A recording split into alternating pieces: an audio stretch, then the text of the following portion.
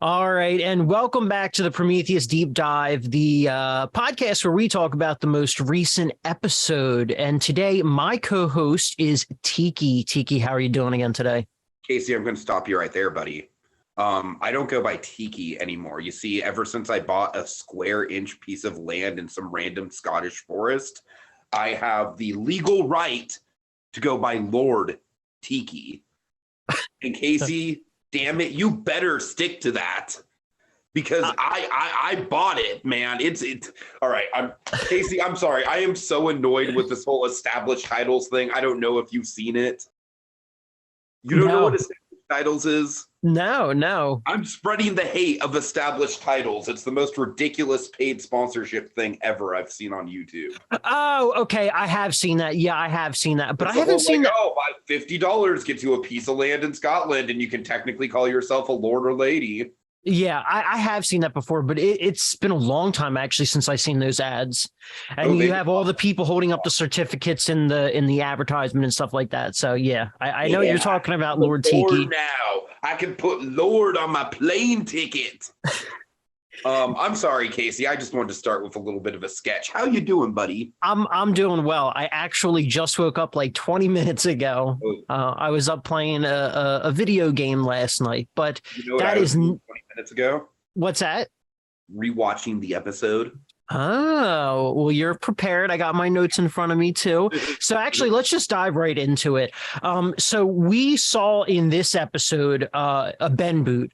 Which was really sad because I feel like Ben was one of the major characters of this season. I not to say that no one else was, but Ben did have a lot of screen time. And obviously their original team went to the temple a lot in the beginning of the season.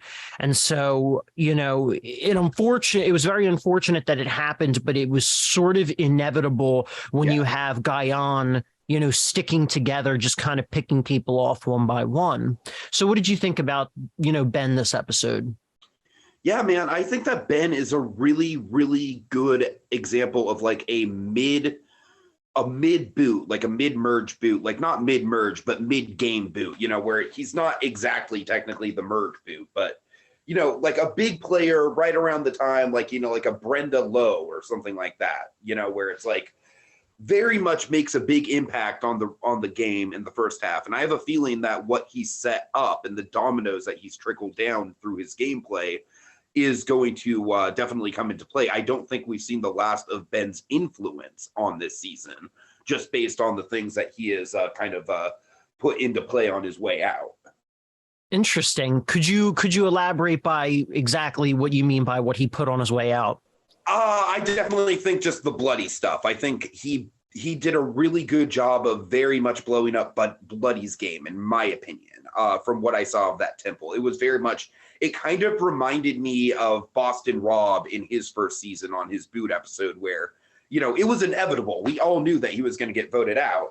But at the same time, Rob was like, hey, look, like Bloody literally has connections to everyone in this game. She's just as powerful as I am. What are you doing? You're voting for me because I'm powerful, but Bloody is, she's powerful and she's super connected. So all due respect to Bloody, I think Bloody's playing a fantastic game, but I don't know. I think those were some Ben seeds that got planted there. We'll see how it plans out. Yeah, absolutely. I guess with that too, I feel like, everything at the temple, like it very much was just like the Ben show pretty much, not a whole lot like is very memorable aside from everything that Ben was trying to do. And with Bloody as well, all due respect to Bloody. Bloody is one of my favorite players, this season, and she is fantastic. But, I feel like she is a good player, but her image is now so larger than life. It's being painted that she is a significantly better player than what everyone thinks she is. And once again, it's not to say that she's not a good player, but it's just very interesting. It's all about managing perceptions. That's like 90% of it in my view. Yeah. And it'd be interesting to play, or it'd be interesting to see Bloody play a game like this again, or just another video org in general, because, she hasn't played one before. She's played an org before, but they were all, I believe, if I'm not mistaken, they're all Discord, text orgs. So there's no face-to-face interaction. Right. So it's very interesting to see how that. Very similar. Like, I feel like her and I are kind of very, very much like mirror images of each other, because we both kind of like went in with like, we were like the big screen name character of the season, where it's like, screw using real names, Casey, you're gonna call me by my nickname. Well, the funny thing is hers is Bloody. I mean, with a name like that, you're going to draw a lot of attention to yourself right off the bat. But no, it's just very interesting. But yeah, I remember I messaged you right after you had watched the episode, and I specifically asked you what you had thought. And that was, something that you had said, with like reeling back to Ben for a second, about like how it was the obvious like Ben boot. But, it's very interesting. I feel like, aside from the fact that Guyan had, the majority numbers here, you also see other pieces at play in which Jocelyn even says, Ben, you said this in your final thoughts. You said that if, I stop working with you, you'll know it. And, Jocelyn was already, planning on jumping a sinking ship. And, that just helps solidify it. Yeah, it was very much the Ben swan song, I think, and I kind of I threw out two examples, radically different examples, but Reichenbach and then Roger Sexton, which, by the way, R.I.P., rest in peace. I don't know if you heard, but he just recently passed away. I think within the past week, right? Yeah. So it's kind of crazy timing, but I think Roger Sexton in particular, like, don't get me wrong, I think that Ben. Like, Roger is maybe even more memorable than Ben in terms of like the editing. The editing just went out of its way to just crap all over it, and then just like the over the top kind of giddy excitement from Rob C and the cool kids, like planning this all out and just how it came together. It was almost like a heist movie in an episode. But this, I very much feel, is kind of like, it's a mix of the Roger Sexton thing, where you very much feel he's on the bottom. Also with the Eric Reichenbach kind of like, he makes a swing and he clearly misses. I gotta say, I do respect the move that he tried to pull with, the bloody Antonio, him and Jenny alliance. Like, I would have really loved to see something like that work out. Yeah, I completely agree. I mean, I think,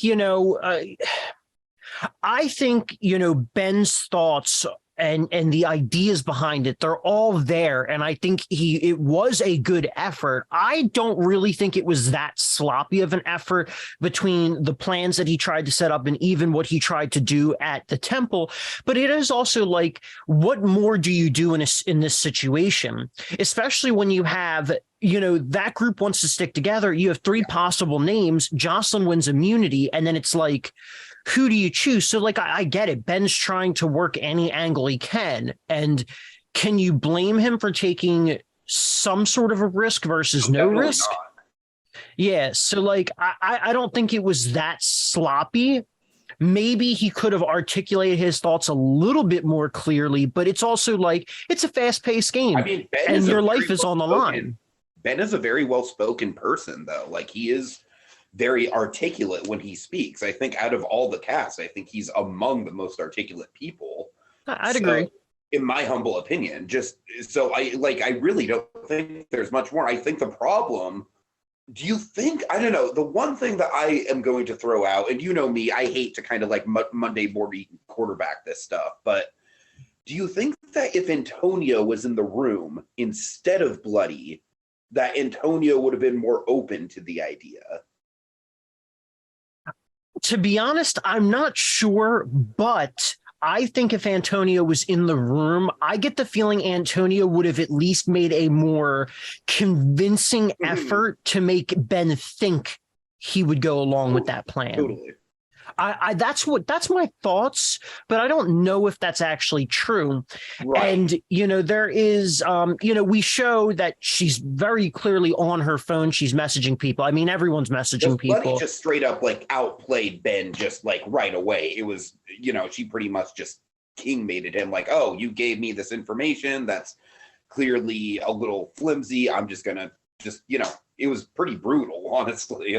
Yeah, and she went right to CJ, right to CJ, told him, and then look at the trickle effect. I mean, so assume right now we are definitely talking about the, tribe life segment of everything, but like it's very interesting. We see two instances of Michael, who I do think has been playing a pretty good like middle game, and Michael has, he got irritated in the beginning with Jenny saying that she would vote for him, last cycle. And then here's that Ben wants to, throw his name out there again this cycle.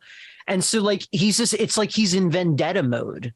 Mm-hmm. It's very interesting. But it's just so funny. He was still locked on to Jenny so hard. So Michael is a very interesting. I honestly think I came away with Michael as the like there's fluidity for everyone in this episode, but for me, I thought he was probably the most complex person besides Ben in the edit. And for me, the reason why is because I agree with you that he definitely had some flaws in terms of like the tunnel vision with Jenny. But I think one thing that Michael is doing better than a lot of other people in this cast, and we've already kind of talked about it, how it's starting to catch up to other people, is I think he is doing an excellent job at controlling his threat level. Yeah, 100%. I don't think anyone, I think he is very much like in that sweet spot position of, he has influence within his tribe, but he doesn't have too much influence that people are looking to him.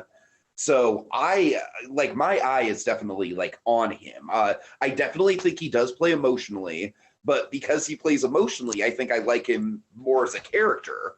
So I really do think he's coming into his own as like a complex personality, negative king that I know he is. I'm curious what he would say to that. But yes, it's very interesting. I don't think I quite thought he would play such an emotional game when we originally casted him. I thought he'd be a little bit more logical, if anything, on the colder side because of how logical he is. But I think I think we definitely see a number of instances where he definitely plays, he has his grudges, he has his vendettas, he plays emotionally. We saw it all with Josh in the beginning. Too. What's that? We saw that in the pre-merge too, though. Yeah, with Josh.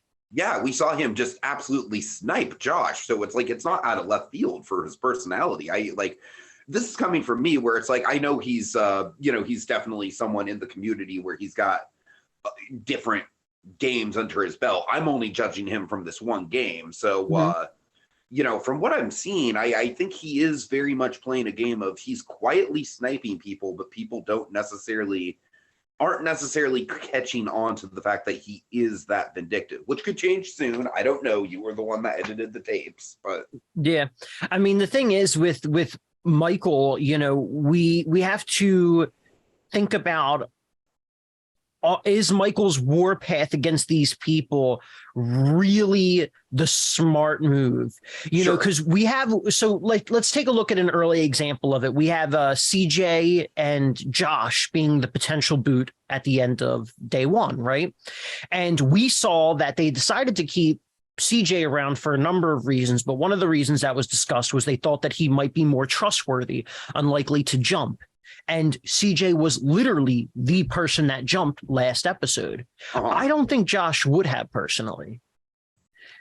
Now you have an instance. Now, granted, I do think for, the Ben boot this episode, I do actually think that was probably better for Michael's game. But the question is, for a different player, is this the best move for someone like Bloody, who is constantly talked about that they should be keeping the big threats around because she is the biggest threat in the game? I mean, what do you think about Bloody? Was this the right move for her? I do. Just because I think that Ben is such a wild card that she does have a lot of influence. And then not to mention, I think the problem with Ben is once he got the impression that it wasn't going to work out, he pretty much just folded. You know what I mean? Like that was a big issue that I had with how he played. Like as soon as she got on her phone, Ben basically was like, oh, well, it's over. It's not going to work out. And I'm basically going to, I will say that the temple was awful for Ben. Would you agree? Just all the way around? Oh yeah, definitely. I mean, it did not really work in his favor. And, he says at one point, he's like, I'm not trying to fall on my sword, but like, if you're voting for me for A, B, C, and D, then, you really need to think about why you're keeping him. I mean, like, that's the thing. It's like the temple was very much bad for him, but I do feel like he still made sense in my mind. He made some good points, but I feel like there were a couple moments. I mean, first of all, he is at that point in the temple throwing Bloody's name under the bus so hard. Like any illusion of working with him, like with those two working together in the future, like he is burning that bridge hard in that temple. Yeah. Then also the bigger thing for me, this was pretty much the moment where I was like, oh, there's no way Ben is getting out of this, is when Michael did confront him. And Ben was like, okay, if I said that, I actually walk it back because this. I'm like, oh, Ben, oh, no, you basically just admitted to being outplayed right there. I don't know. That to me was like the moment where Ben kind of like just had to walk away with his tail tucked between his legs a little bit. I don't know. Did you feel the same way in that moment? I mean, it's very interesting. I feel like, this was probably one of the more sloppier moments of him, talking. And I apologize, Ben, for using the word sloppy, because I wouldn't even really, I feel like sloppy is an overstatement. I feel like he could have potentially argued that point. He could have like shifted better. Right. But because the thing is that like the whole like, oh, I walk it back. It literally is just like, oh, my bad. I actually lied. You know what I mean? It was not. I mean, because I think what he was actually trying to do was he was bending the truth. Mm-hmm. He was telling the truth, about he did vote for Louise, right. And that it had to have been CJ or Michael, which was the correct deduction. Sure. But yeah, it's just a matter of like, how do you bend the truth? And I'm not gonna lie. I actually had to go back to the original raw footage when I was editing that segment to see exactly what happened. And I feel like he didn't actually like CJ was agreeing, but he didn't like verbally agree.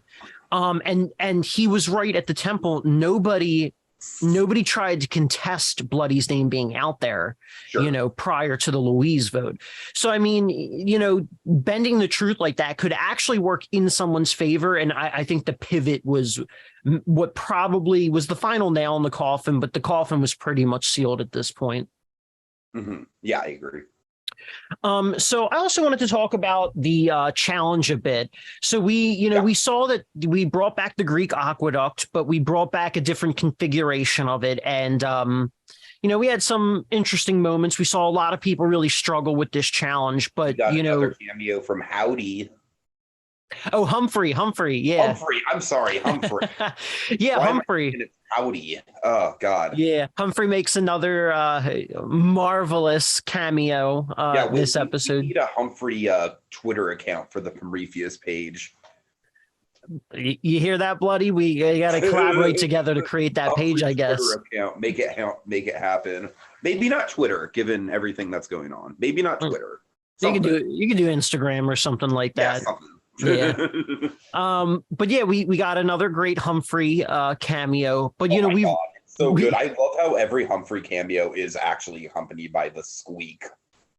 Yeah, I know. It's like its own command almost. Right. There was definitely more of Humphrey originally in this episode because during the strategizing phase, Humphrey was just like on Bloody's bed and just meowing left and right. But like, kind of it's very funny and it breaks the tension, and I don't want it to break the tension in that kind of moment. So I had to unfortunately just like mute Humphrey out of the episode.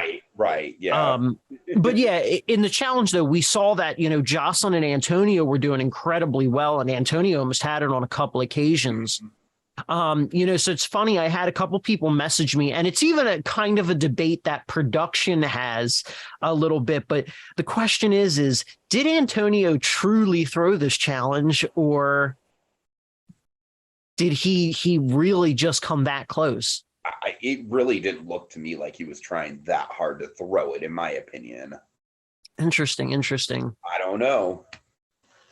I will say from a production point of view, I'm impressed with how well this challenge came together, just because you have to think of it from the point of view of like everyone has their own camera setup and their own equipment. And so, you're going to have like different angles, different shots of the stuff being put together.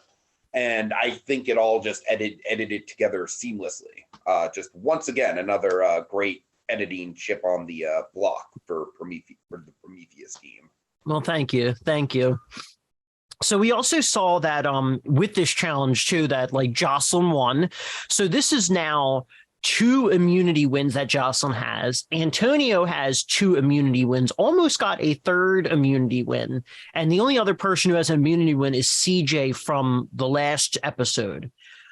So, Jocelyn went from, not being able to vote for the majority of the game to now proving herself in 2 challenges. And we see that Jocelyn makes the pivot in and, wanting to jump ship, knowing that it's a sinking ship and staying on board is not going to do any good for her game. And we saw, in addition to that, Antonio wants to, make an alliance with her because they're both challenge threats. And even Michael wants to work with her. I think Jocelyn is in a really good spot right now. And if you remember back in our Edgic podcast, I actually had her in last place. I regret that. I had Louise in first place, I think. So yeah, my Edgic so far, not great, Casey. Not a great record so far. Yeah, let me actually look at the Edgic rankings. So it was CJ as first boot, Jocelyn as second boot. Okay. And then your final 3 was Louise, Jenny, Aaron. Okay. Yeah, so. Yeah, obviously I feel a lot stronger on Jocelyn than I did previously. CJ is still a little quiet, but I think his story is developing, although I question if he can break out of being, as of right now, I kind of view him as kind of like a supporting player in Michael's story, but we'll see. Anyways. Interesting, though. I'm actually curious about that. Could you elaborate on the Michael CJ story then? Yeah, sure. I think just the fact that CJ confessed, that whole confession of the vote for Louise, or I'm sorry, the vote for Bloody. And so right now, I just think it is very compelling to me, the fact that I feel like Michael is kind of trying to take CJ under his wing a little bit, as far as like as a number, whereas I feel like Antonio is kind of like the bigger game player out of the 2, and there's a little bit of an interesting push and pull. I could be totally reading into this, I could be totally wrong, but for me there seems to be an interesting little kind of push and pull with, I feel like CJ out of the men on his tribe is the one who is kind of like just laying back, sort of waiting for things to happen, just a little bit out of the loop in some areas. Whereas I feel like Michael and Antonio, they're definitely the big dogs. So I think there's a lot of moving parts just within those 3 people and how they're operating.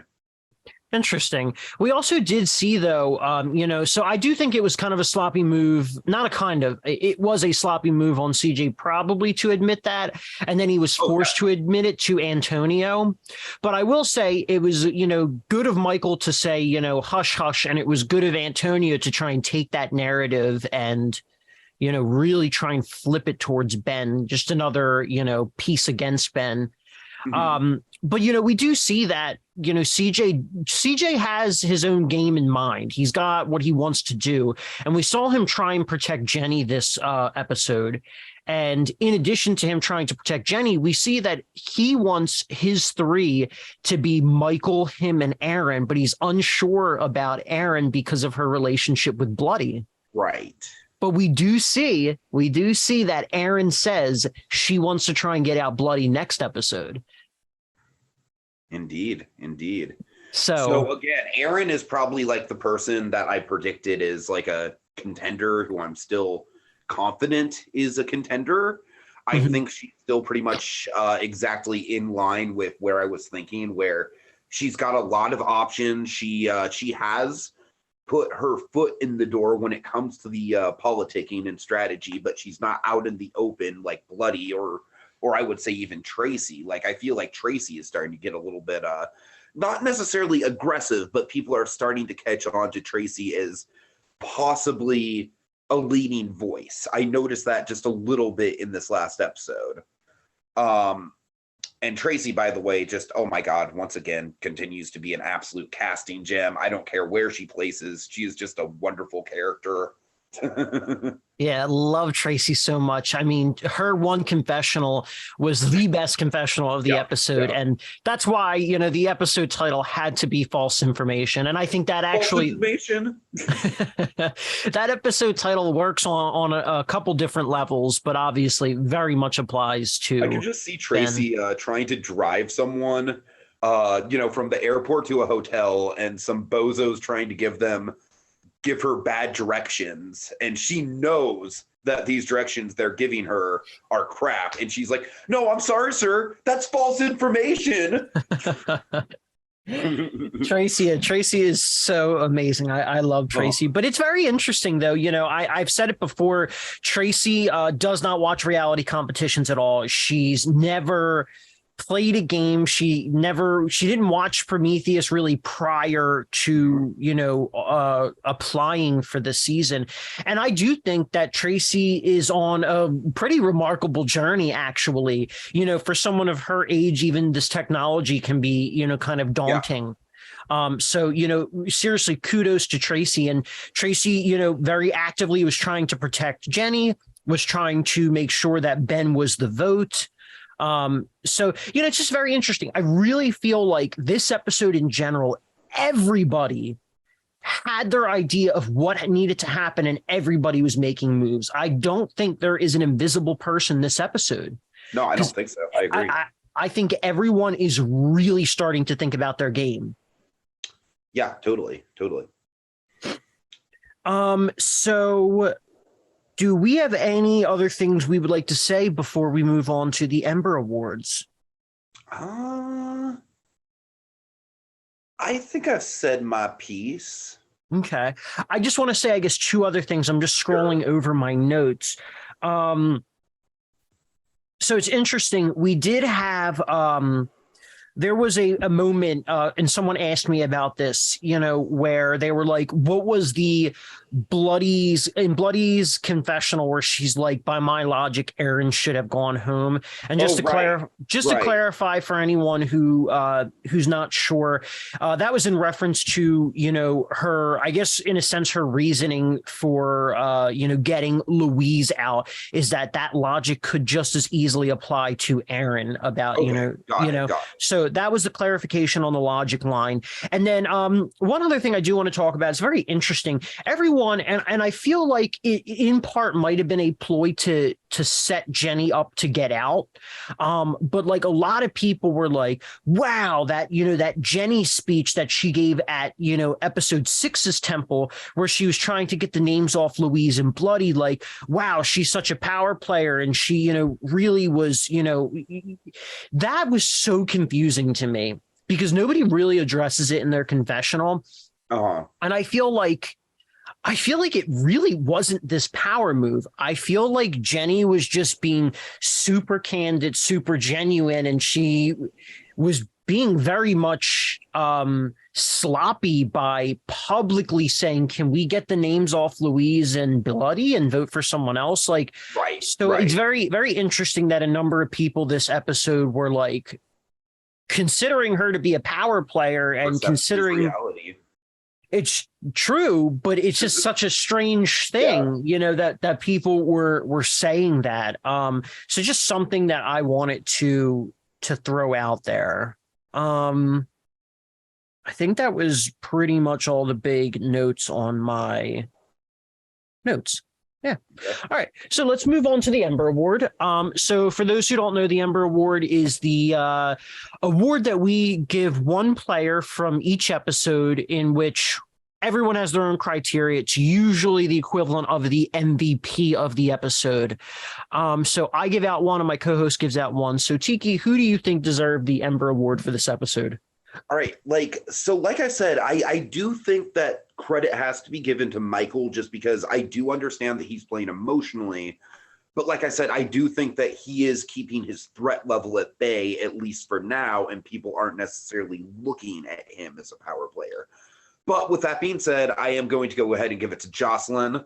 I think Jocelyn cut ties with her sinking ship of a tribe pretty flawlessly.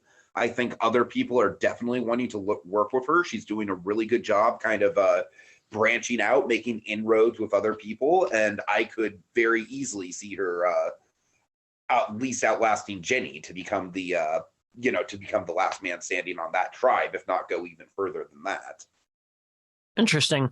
Yeah. So, this is something that I have literally been thinking about over the past 24 hours. I feel like, there's 9 players left in the game, and I could probably easily award this to like almost all 9 players. But I think there's a couple names that really stick out for me. There's the possibility of Michael. There's the possibility of Tracy, of Bloody, of Jocelyn, of Antonio. I mean, anyone really. There's so many people that I could give it to, but I'm ultimately going to give it to Jocelyn. Nice. I do agree. I think, she knew right from the beginning, all right, we just lost one of our numbers. This is probably going to happen again. I need to pivot my game. We see her really trying to play the social part of the game with Antonio, and now her and Antonio have a thing going. She wins her second challenge in the row, tying her for most individual immunity wins in the game so far. Granted, there's only been 4 that have been given out over 3 episodes. Or 5 that have been given out over 3 episodes. And then we see that she makes the correct switch, and Michael even wants to work with her, and other people want to work with her. So I think Jocelyn is probably the clearest of choices in this instance. So yeah. All right. So do you have any final thoughts before we wrap this up? Do you mind if I do a plug, Casey? Of course, always. All right, folks, go to So You Want to Be an Imagineer. Casey, I trust you'll put the link. Absolutely.